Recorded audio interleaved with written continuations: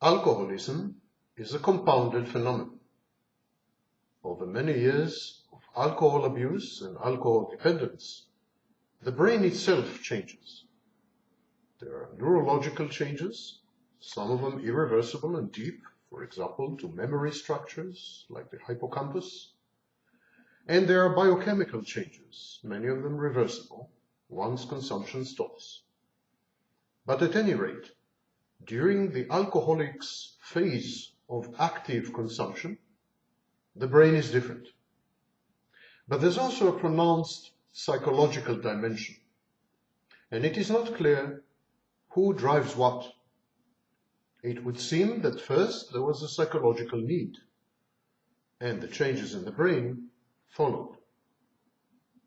My name is Sam Vaknin, and I'm the author of Malignant Self-Love, Narcissism Revisited. Alcoholism serves several psychological purposes effectively. This is why alcoholism is so intractable, difficult to get rid of, difficult to treat. The recidivism, the relapse rate of alcoholics who have gone through a rehab phase in a residential treatment program and then followed up with group sessions and individual psychotherapy. Even among this group, people who are committed to sobriety, the relapse rate is anywhere between 40 to 60%. That's even higher than among psychopathic criminals. And all this happens within the first year after rehab. So, the first psychological function of alcohol is palliative. It helps the alcoholic to cope with dissonance, frustration, narcissistic injury, anxiety, anger, stress, sadness, panic, helplessness, hopelessness, and other negative emotions or mood disorders. The alcoholic is overwhelmed by these emotions or overwhelmed by narcissistic injuries in case he is a narcissist or a psychopath. In order to palliate, in order to reduce and ameliorate this ego-dystonic, this extremely painful inner turmoils, the alcoholic resorts to alcohol. The second function of alcohol is restorative. It helps the alcoholic to restore his or her sense of self-confidence and self-esteem. Also, sometimes, as a man or a woman, especially when it is coupled with a body image problem or issue. This is why, very often, alcohol leads to promiscuous sex. It is an attempt to self-medicate, both with alcohol and with a member of the opposite sex, to buttress and uphold one's wavering sense of self-worth. And then there's the disinhibitory function. By lowering inhibitions, alcohol legitimizes narcissistic traits and behaviors like lack of empathy, extreme egotism and selfishness, a sense of entitlement, or even aggressive impulses, in the case of antisocial alcoholics. It allows the alcoholic to express his or her repressed promiscuity and aggression, traits that he or she find ego-dystonic, traits that she, when sober, dislikes in herself. Alcohol renders the alcoholic much more sociable, much more grandiose, and much more sociopathic. Many alcoholics become volubly defiant. They eat authority figures. They engage in reckless behavior like unprotected sex with a stranger, or compulsive shopping, or compulsive gambling. In this sense, alcohol is very intimately linked with antisocial traits and narcissistic traits. The fourth psychological function of alcohol is that it is instrumental. It allows the alcoholic to accomplish goals that he or she would never even try when sober. It restores goal orientation. The drunk person becomes daring, brazen, and instead of being risk averse, he becomes a risk taker or a risk seeker. Some alcoholics just can't stop. And so they enter a phase called alcohol-induced blackout.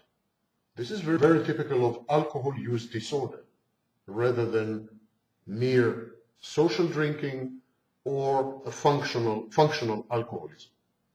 When someone has already full-fledged developed alcohol use disorder, blackouts become gradually more and more common. The drunk person during an alcohol-induced blackout is fully aware of what he or she is doing. She is fully aware of who she is doing it with, and whether what he or she is doing is wrong. So there is this measure of right and wrong, and that's why people are answerable and accountable for their actions, even in the legal sense, when they are in an alcohol blackout. They know if they're hurting loved ones with their promiscuity, immoral or antisocial or even criminal acts. During the entire episode, the drunk makes multiple choices and decisions based on rational analysis and his or her emotional states. She is 100% in control. The law recognizes this. Drunkards, even during a blackout, are fully accountable for any misconduct and for criminal acts. For example, running over someone in a car. Throughout the blackout, orientation, reasoning, moral sense, short-term memory, and decision-making are not impaired. This is contra to all myths. There is some cognitive impairment, but it has to do more with other issues, which we will discuss shortly. But during an alcohol-induced blackout, all these, I repeat, reasoning, orientation, moral sense, short-term memory, decision-making, they are all intact.